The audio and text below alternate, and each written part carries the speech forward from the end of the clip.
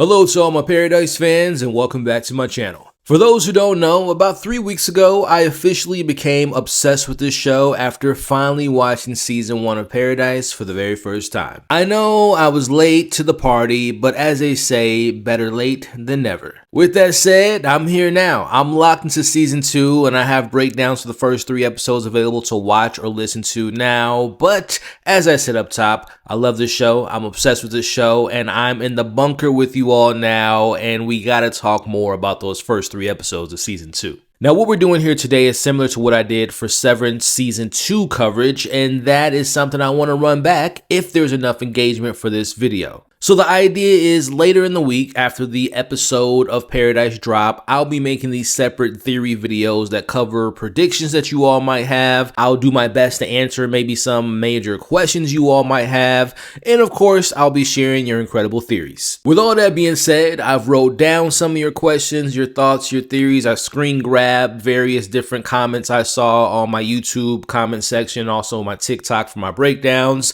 So let's have some fun. Let's start off by talking about episode 1 of season 2, Graceland. Now, I saw in the comments some people weren't the biggest fans of this episode 1 and they thought it was slow and boring and they didn't like the fact that Annie was the main focus and Xavier and the others we've grown to love weren't even in the premiere episode. And look, what I say to that is to each their own, but personally, I thought the episode was great and you could check out my breakdown for my reasons why. Now, a question, or maybe some might call it a complaint or issue with the episode, was I saw some people mentioning, how did Annie manage to survive alone with the limitations of supplies and foods from the time that Gail passed to when she had to experience that long winter that lasted almost 2 years? Now, to me, to answer that complaint or concern that people had, I go back to when Annie was a little girl. Now, this wasn't a large part of the first episode, but I just had assumed that when watching Annie taking care of her mother when she was alive, and especially when her mother died, I just chalked it up to like Annie knew how to live and survive on her own at such a young age that when she became an adult and when she went to medical school and when push came to shove, when she was forced and kind of faced with making it on her own, it was almost like second nature to her. Basically, she's a survivor. I would bet that she knows how to portion out her food perfectly, and speaking of food, there were several shots in episode 1 of Gail and Annie with their arms filled with food going downstairs, and it looked like they made multiple trips in doing so when stocking up. There was also a shot of Gail in the supply closet of Graceland that had a ton of food and supplies. So again, knowing that Annie knew how to manage on her own, and there also seemed to be a good amount of supplies available within Graceland, I didn't think it was impossible or a far-fetched to believe that she managed to survive so long during that time. Now, sticking with Annie for a bit here, another question I saw pop up pretty frequently was how did nobody attempt to raid or to try to break into Graceland before Link and his crew arrive, which is honestly a valid question. My guess is during that 689 days and seeing just how bad the weather had gotten, how cold it was, I just assumed that anyone in that near area found their own place, hunkered down for that amount of time, and they didn't do too much venturing out or wandering around in that cold weather. Again, I'm not saying it's a perfect answer. I'm just saying that I just believe that the weather was so bad, it was so cold that once that weather hit, people found their own locations, whether it was a pet store or living in a funeral home. They hunkered down, they locked in, they did not leave their places too much, they weren't looking for new places, so that's what I kind of assumed was the reason why Graceland was never under attack or was raided, prior to Link and his crew showing up when the weather got better. Now, a question that I personally had after watching episode 1 is how did Link and his crew know so much about the bunker? Now, Link will be a very heavy topic of conversation when we get down to episode 3, but him knowing the bunker's location and knowing about the resources inside the bunker and there's something dangerous inside makes me think that either A, Link has been to the bunker before, or B, he knows someone in the inside of the bunker or knows someone who was a part of its creation. Or, as we'll discuss later, maybe Link is from the future and has been inside the bunker many times. Again, we have much more to discuss about Link a little bit later in this breakdown. Now, one more thing I want to kind of bring up, this was just a personal question I had, or just something that was coming to mind while watching the first episode, was there has to be a reason why Annie and her mother, Mary Beth, and Terry are all major fans of Elvis. Now, could it be as simple as the writers of the show are fans of Elvis and wanted to throw in some ties to him in the show? Sure, but I doubt that. I just have this feeling in my mind and my gut that Mary Beth and Terry may have crossed paths at some time. Like, I don't know if it was during school. Like, we know that Mary Beth went to go learn about medicine. We know that Terry wanted to become a scientist. Did they know each other in the past? Does Terry know of Annie when she was a little girl? I just have like some feeling that there has to be a reason why Elvis is so prominent in these three characters' lives. Now, this was a comment that came from one of my TikTok videos. Shout out to any of my TikTok followers. And if you're not following me on TikTok, what the hell are you doing? Anyway, the question was, what were my thoughts about Link not knowing the two references Annie mentioned? Those being the Elvis joke and Jaws. Thought it was weird that they highlighted that twice, especially the Elvis joke. Now, great question there, and here's my answer. I mentioned in one of my breakdown videos that I think Link is like some type of modified human. I think I said I thought he was a robot maybe, but I don't know if he's a robot, but I think there's some type of modifications that he might have that makes him kind of half human, half AI. So, you know, with that being said, you would think that AI would know all of the references as far as pop culture is concerned, but maybe his programming weren't meant to have any of those cultural type of zeitgeisty connections. But putting that wild theory aside for a second, I think logically speaking, we know that Link was the protege of the developer in episode 3, which not saying that every genius protege is like oblivious to pop culture, but one could imagine that Link, which Link isn't his name, by the way. I'm very interested to know what his real name is. But Link was probably so locked into his studies, into quantum physics, that maybe he just wasn't into pop culture. He didn't watch many movies. He didn't listen to musical artists like Elvis. So that is something where my mind leans towards, is him just not being up to speed. I mean, there's plenty of people and artists that I'm not aware of and movies that I haven't seen that are very popular. So I'm just going to go with that logical route, with the caveat of maybe he's some type of AI machine that isn't aware of those things. But again, I'm going to go with option A. Now, before moving on to other theories, questions, and predictions you all may have, I want to take the moment to hear from our support from today's video, and that comes from Factor. Look, I'm going to be honest with you all. I am not a fan of going grocery shopping. It is so time consuming. I have to shop at so many different stores because one store doesn't have the one thing I need. It is just one giant headache for me. So that's where Factor comes in. Whether it's cold days or you have big goals and you have no time to cook, Factor makes healthy eating easy with fully prepared meals designed by dietitians and crafted by chefs. So eat well without planning or cooking. Look, for me, it's all about convenience and it's all about having options, and that's why I believe Factor is such a perfect fit for my lifestyle. Quality, functional ingredients including lean proteins, colorful veggies, whole food ingredients, and healthy fats. No refined sugars, no artificial sweeteners, no refined seed oils. Meals that fit your goals and schedule, healthier eating, calorie management, more protein. The variety is so great because you have 100 rotating weekly meals to keep things fresh and delicious throughout the winter. Options include high protein, calorie smart, Mediterranean diet, GLP-1 support, and ready-to-eat salads. Plus, the new Muscle Pro collection supports strength and recovery. And I mean, the convenience alone. It's always fresh, never frozen, ready in about 2 minutes, no prep, no stress. Right now for me, I'm trying to get back on my healthy kick, so having the available proteins and having the vegetables and whole foods ingredients is just a perfect fit for me. So head over to factormeals.com/moviefiles50 off and use my special code MovieFiles50 off to get 50% off and a free breakfast for 1 year. Again, that's factormeals.com/moviefiles50 off. And again, use my code MovieFiles50 off to get 50% off and free breakfast for an entire year. Eat like a pro this month with Factor. Now, this is for new subscribers only and varies by plan, and one free breakfast item per box for 1 year while subscription is active. Now, moving on to episode 2, which honestly, I didn't see a ton of questions or theories or predictions coming out of that episode, but I thought it was still a solid episode, right? Catching up with Xavier, him meeting those kids, and my favorite part was obviously him and Terry and their love story. But there are a couple questions that I want to bring up as far as some food for thought.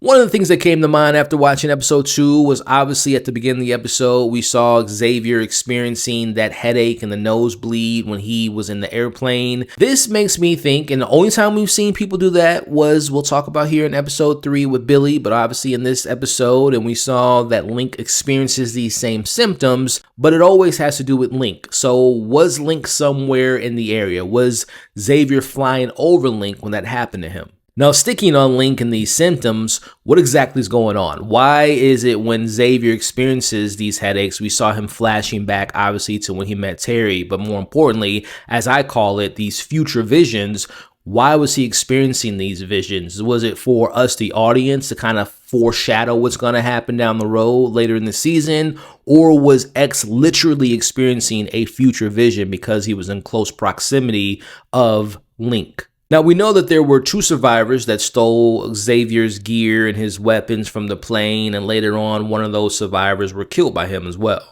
Now, my question is, were they part of a larger group that were out looking for gear, looking for supplies, and with one of them ending up dead, will this potential larger group, or just the individual, the one other person that lost us, is say his friend, will that person come seeking for revenge? Will they be looking for Xavier using the weapons that they found to get revenge and potentially try to kill Xavier? Now, lastly, one of my questions I had about episode 2 was, where did the kids go that took Xavier's remaining gear?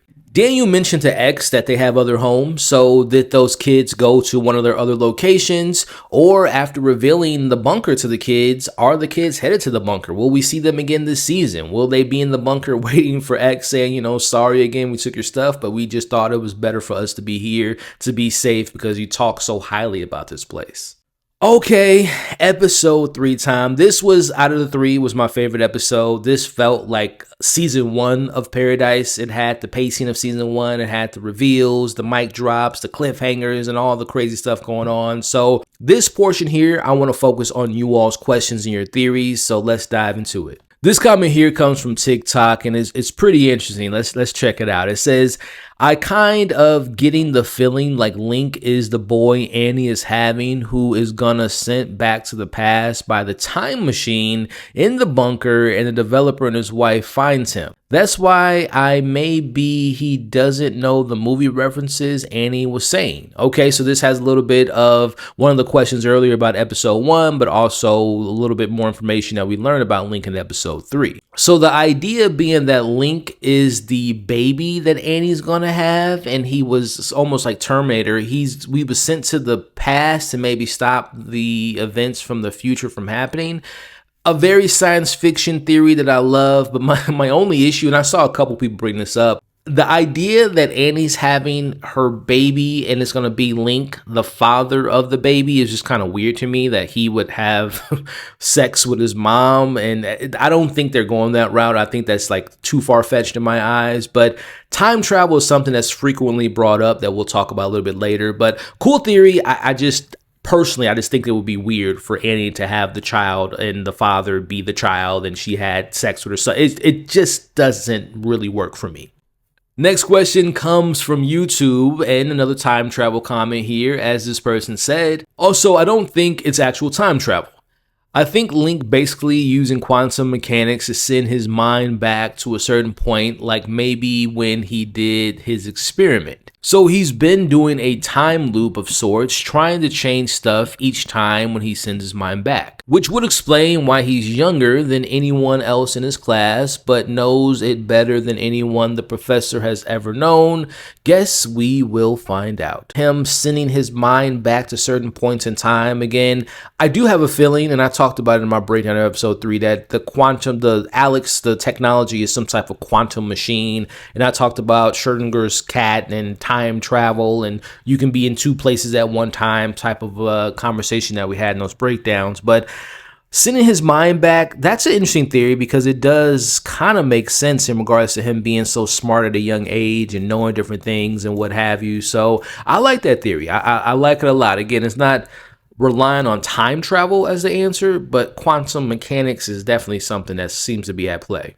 All right, we got another comment here from YouTube, and this person said, the technology is Alex, and the nosebleeds are symptoms or side effects. They go on to say that Terry was likely approached by Sinatra for terraforming. She may have been working on groundbreaking research during her PhD. This would explain why Sinatra had the tape proving Terry was alive in season 1. Sinatra was keeping tabs on her. Terry is why Xavier ended up in paradise. So the first part is definitely something that I'm in line with and something I mentioned in my breakdown, that Alex will be revealed to be some form of technology, some form of quantum technology, and the name being the developer's wife, and him having he dedicated to technology. He dedicated his life work to his wife. So I'm definitely on board with that idea. And then the second part is the nosebleeds are symptoms or side effects. I'm assuming that they're referring to side effects from maybe being around Alex or being exposed to Alex. Now, the Terry Sinatra terraforming comment, I'm halfway there. I do think that Terry and Sinatra probably know each other, because we know Terry is a scientist that works in the field of cells that deals with DNA and evolution. And again, we know Sinatra's, regardless of how you feel about her, whether she's a villain or what have you, I think that Sinatra is more of a complicated person than just a straight up villain. Her goal so far, yes, she's done some evil shit, but her goal so far is to save humanity. So I think that the idea of DNA and evolution, Sinatra, there has to be a connection there. So I'm definitely on that same page. So I definitely agree with most of this comment in regards to at least Terry and Sinatra having a history. Our next comment here is another TikTok comment, and they said, I think Link time traveled and the scientist and his wife time traveled before as well. Why do I have a feeling that the scientist and his wife that got killed could be the future Link and Annie? Again, the time travel thing, I don't know if we're going to be dealing with time travel, but I do think quantum physics will play a part in this season. But the idea that the developer and his wife time travel is very interesting to me, because I want to play this clip here. We used to travel. We loved to travel. I'll see you soon. I found it so interesting that he said that they traveled a lot. He didn't say anything about time, obviously, but I'm just, filling that in for myself. Him and his wife traveled a lot, and just added in a word, time. They time traveled through their quantum technology known as Alex. That wouldn't be a far-fetch for me. Now, the part that I love about this theory is the idea that the developer and his wife Alex are actually Annie and Link from the future or the past, or however you want to play with time. My only issue with that theory is, and this is just nitpicking, but the future version of Link, the developer, doesn't look anything like Link, just from a height perspective. Link, the actor, is taller than the actor that played the developer, so I don't think it really lines up there. But to play devil's advocate again, we didn't learn as far as I'm concerned, I don't remember the show explicitly saying the developer's name. They just kept calling him the developer, or the comment says, the scientist. So it is interesting that we never learned who his name was, which makes me think about Link. He calls himself Link, but that's not his actual name. So there is something there to say the developer didn't really have his name spoken, and we don't know who Link's real name is. Now, one more thing I want to mention that no one seemed to be picking up when I was putting down at the end of my episode 3 breakdown, and that was what we saw on Jeremy's back when he was exiting the elevator as he was entering the secret prison. Secret being the key word there. As I talked about in my breakdown, I'll play a little clip of what I said in that video. You all will notice this is the exact same flower symbol from Kane's bookmark. It's the same flower signal that the gardeners wore on their outfits in season 1. It's the same flower signal that the construction workers wore who built the bunker. Do you all see a pattern here? This symbol is clearly important, and to me is a symbol of a secret society that Kane and Sinatra are a part of, and I believe we're going to learn more about them hopefully later in the season. Are we talking Illuminati, this secret society, a group of people that are even more higher than the billionaires in the bunker that we haven't met yet, or maybe there's a section of the bunker that we don't even know about that these individuals, going to further stretch before we wrap up this video, what if they're aliens or time travelers that everyone wants to mention in the breakdown? There has to be a group of characters that we are bound to meet this season that has to do with this flower, that are the they that the housemate was talking about. I am putting this on video, on record. I think we're dealing with a secret society that will be revealed at some point this season that knows about Sinatra, that knows about Alex and the technology, and I can't wait to find out more about them. I think this is a good place to end this first trial theory video because, to be honest with you all, there were hundreds of comments, whether from YouTube or TikTok, that were incredible. So again, if this is something you all would want to do on a weekly basis, sharing your comments and your theories, me sharing your theories here on videos, or you can even email me questions or theories or DM me questions or theories. Let me know if this is something you all want to do every week by liking this video, sharing this video, commenting in this video, and let's put a goal on this video. Let's see if this video can hit 300 likes.